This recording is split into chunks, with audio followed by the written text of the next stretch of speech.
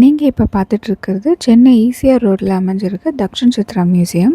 இது கரெக்ட்டா எம்ஜிஎம் பக்கத்திலேயே இருக்கு. இங்க என்ட்ரி ஃபீஸ் 200 சார்ஜ் பண்றாங்க பெர் பெர்சனுக்கு. வீக் டேஸ்ல 175 கலெக்ட் பண்றாங்க. மியூசியம் உள்ள போனவனே என்ட்ரன்ஸ்லயே இந்த ஷாப் இருக்கு. இந்த ஷாப்ல ஃபுல்லா ஹேண்ட்மேட் ஐட்டம்ஸ் தான் வச்சிருக்காங்க.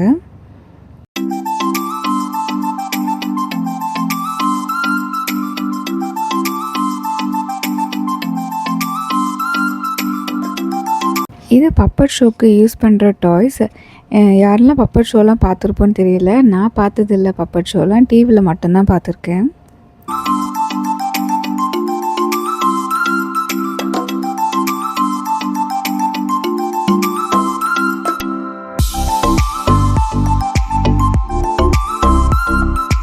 நிறைய வுட்டன் டாய்ஸ் ஷோகேஸ் பண்ணியிருந்தாங்க. எல்லாமே யூனிக்காக இருந்தது பார்க்குறதுக்கு.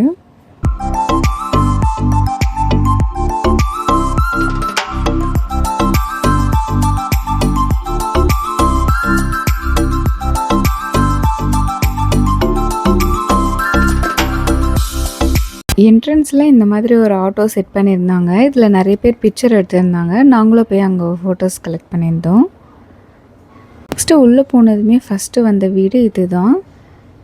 இங்கே 4 டைப்ஸ் ஆஃப் ஹவுஸ் செட் பண்ணியிருக்காங்க. ஒன்று தமிழ்நாடு, இன்னொன்று கேரளா, அப்புறம் ஆந்திர பிரதேஷ், அதுக்கப்புறம் கர்நாடகா. இந்த 4 ஹவுஸுமே செட் பண்ணியிருக்காங்க ட்ரெடிஷ்னல் டிசைனில். அந்த காலத்தில் என்னென்ன காஸ்டியூம்ஸ் யூஸ் பண்ணாங்க, கிச்சன் எப்படி இருந்தது, என்ன மாதிரி பாத்திரங்கள் யூஸ் பண்ணாங்க, எல்லாமே இங்கே ஷோகேஸ் பண்ணியிருந்தாங்க. இது ரெஸ்டாரண்ட்டு. அங்கே போனதும் சாப்பிட்றதுக்கு தான் போகணும். ஃபஸ்ட்டு லஞ்சை முடிச்சிடலான்னு சொல்லிட்டு ரெஸ்டாரண்ட்டுமே நல்லா ட்ரெடிஷ்னல் ஸ்டைலில் தான் கொடுத்துருந்தாங்க. இங்கே ஏசியும் இருக்குது, நான் ஏசியும் இருக்குது. ஃபுட் வைஸ் பார்த்தா ஓகே தான் சொல்லுவேன்.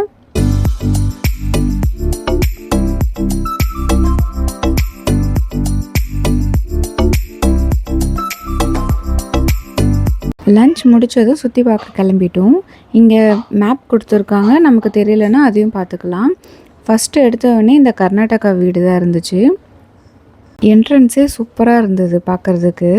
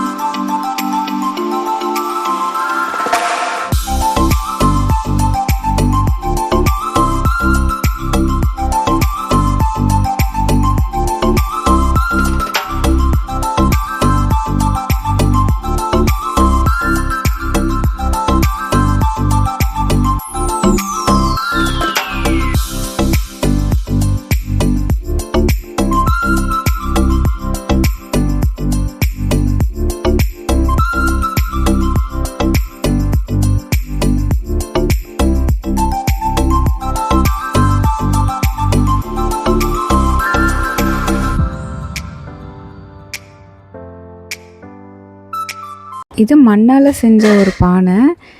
இந்த மாதிரி பானையை நான் இப்போ தான் பார்க்குறேன். இதை தொடர்ந்து நம்ம உள்ளே போனவொடனே காந்தாரா மூவியில் வர அந்த காடோட ஸ்டாச்சு, அதுக்கப்புறம் பிக்சர்ஸ், இது எல்லாமே கொடுத்துருந்தாங்க.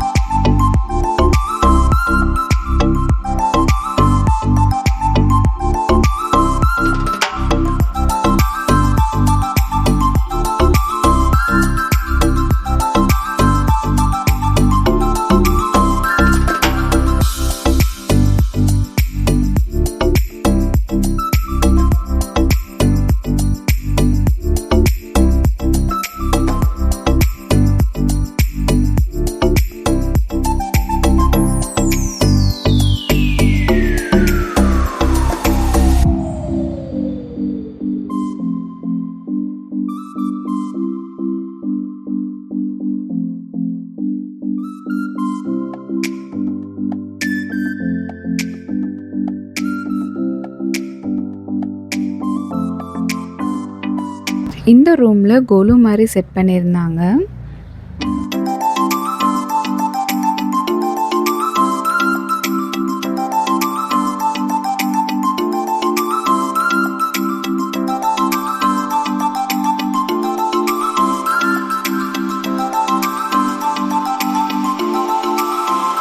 இங்கே பாருங்கள் எவ்வளோ பாத்திரம் இருக்குது. இது எல்லாமே பெருசு பெருசாக இருந்தது, வெயிட்டாகவும் இருந்தது, அசைக்கலாம் முடியல.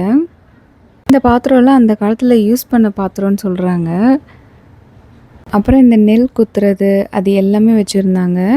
பாருங்கள் இந்த பானைலாம் டிஃப்ரெண்ட்டாக இருக்குது. இந்த தவளை அப்புறம் குடம் இது எல்லாமே ரொம்ப பெருசாக இருந்தது. எல்லாமே பிராஸில் செஞ்ச ஐட்டம்ஸ் தான்.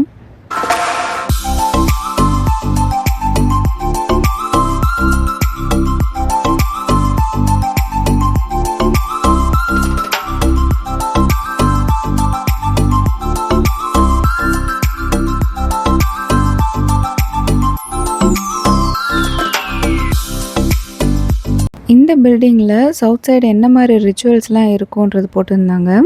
ஃபார் எக்ஸாம்பிள் வளைகாப்பு எப்படி நடக்கும், மேரேஜ் எந்த மாதிரி நடக்கும் அப்படின்றதெல்லாம் இங்கே செட் பண்ணி வச்சுருந்தாங்க.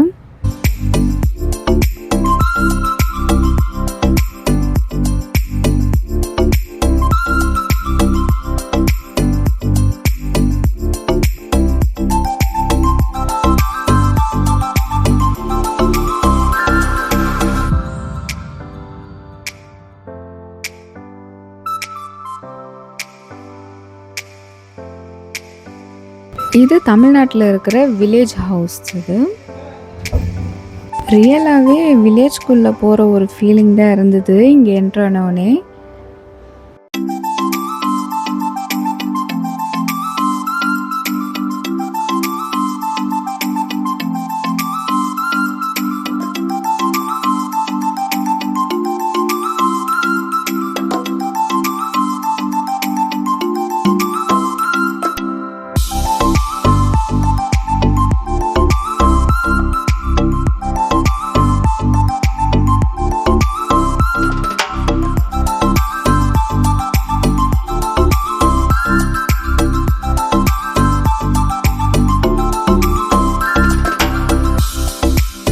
இது கர்நாடகாவில் இருக்கிற கொடவா ஹவுஸ்ன்னு சொல்கிறாங்க.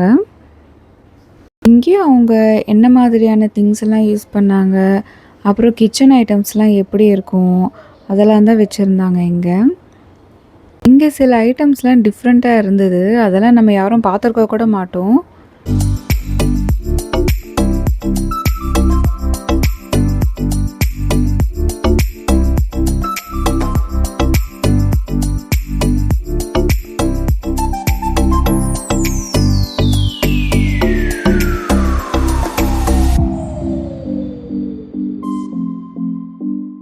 இது வெத்தலை பாக்கு வச்சுருக்கிற பெட்டியும் நிறைய டிஃப்ரெண்ட்டாக வச்சுருந்தாங்க.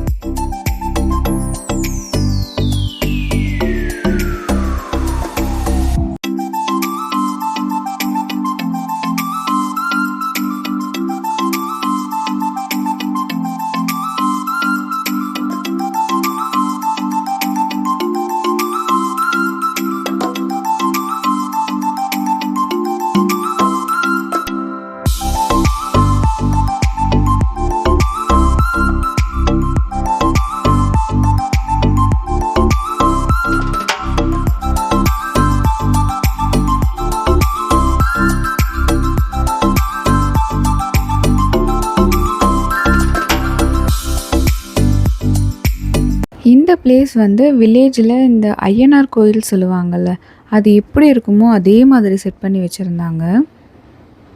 இந்த மரம் எத்தனை வருஷம் மரம்னு தெரியல, வேரெல்லாம் மேலேயே தெரியுது பாருங்க.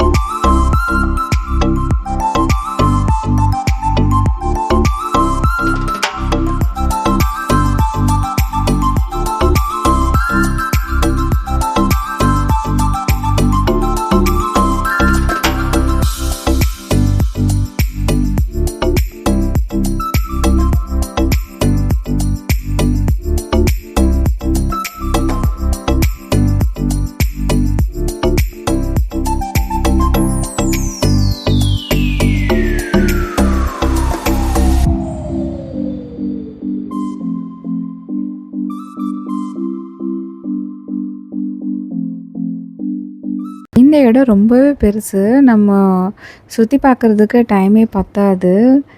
உங்களுக்கு போரே அடிக்காது. ஏன்னா, அவ்வளோ நல்லாயிருக்கும் இந்த இடத்த பார்க்கும்போது.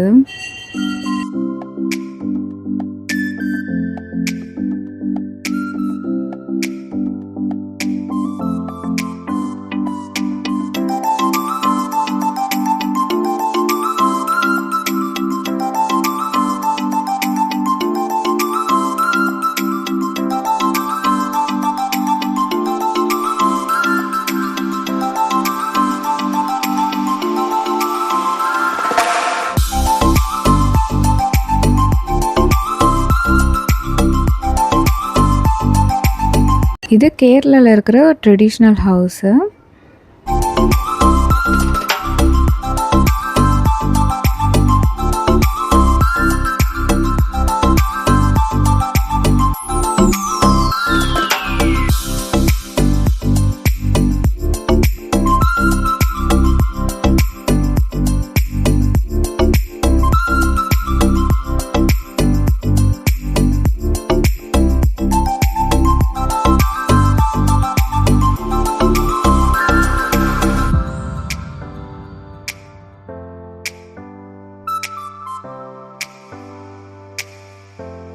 இது வந்து செட்டிநாடு ஹவுஸில் ஒரு ரூமில் செட் பண்ணி வச்சுருந்தாங்க. ஃபுல்லாக கண்ணாடி. அதுக்கப்புறம் ஒரு ட்வைன் நூல் மாதிரி அதில் வந்து இந்த ஐட்டம்ஸ் எல்லாம் வந்து கட்டி தொங்க விட்டுருந்தாங்க. அது பார்க்கும்போது ஃபுல்லாக இருக்கிற மாதிரி இருந்தது. சின்ன ஸ்பேஸ் தான், ஆனால் இது எட்டி பார்க்கும்போது ஃபுல்லாக நிறைஞ்சிருக்கிற மாதிரி இருந்தது. அதுக்கப்புறம் சேம் கிச்சன் ஐட்டம்ஸு என்ன மாதிரியான ஐட்டம்ஸ்லாம் யூஸ் பண்ணாங்க அது எல்லாமே வச்சுருந்தாங்க.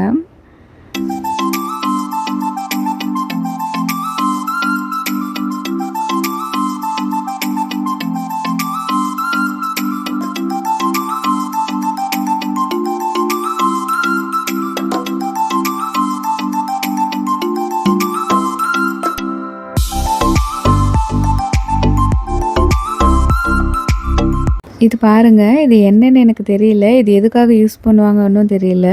இது ஃபுல்லாக ட்ராஸ் இருக்குது. நீங்கள் யாராவது பார்த்துருந்தீங்கன்னா கமெண்டில் சொல்லுங்கள்.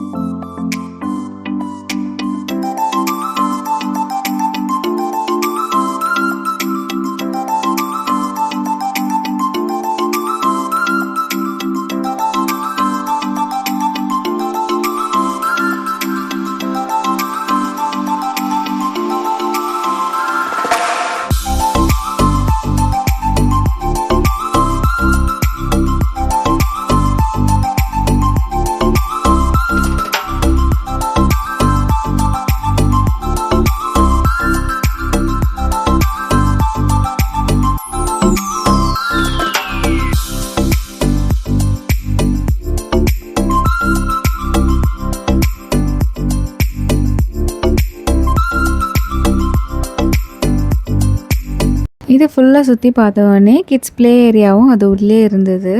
அங்கே கொஞ்சம் நேரம் விளையாடிட்டு கிளம்பியாச்சு. நாங்கள் போகும்போது யாருமே இல்லை, காலியாக தான் இருந்தது. ஸோ நாங்கள் மட்டும்தான் ப்ளே பண்ணியிருந்தோம்.